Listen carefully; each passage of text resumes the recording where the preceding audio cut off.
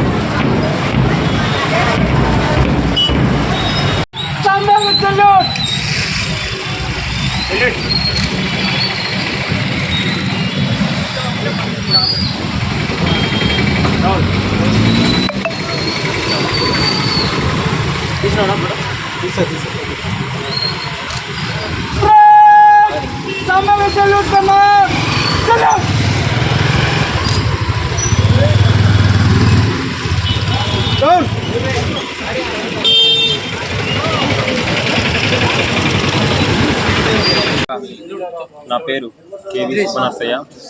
మనం ఈరోజు విజయ్ దివస్ ఎందుకు జరుపుకున్నాం అంటే, కార్గిల్ యుద్ధంలో సుమారు 25,000 సంవత్సరాల కిందట, అంటే 1999 జూలై 26న కార్గిల్ యుద్ధంలో మన జవాన్లు వీర త్యాగం చేశారు, పోరాడి త్యాగం చేశారు.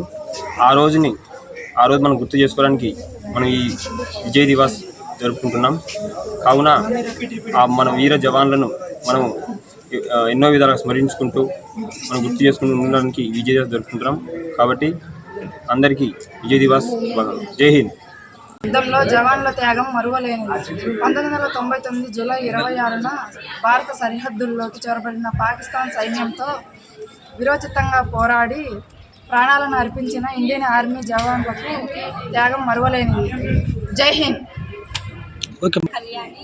కార్గిల్ జవాన్ల త్యాగం మరువలేనిది. 1999 జూలై 26న భారత సరిహద్దుల్లోకి చొరబడిన పాకిస్తాన్ సైన్యంతో విరోచపడిన మన ఇండియన్ ఆర్మీ త్యాగం మరువలేనిది. జై హింద్.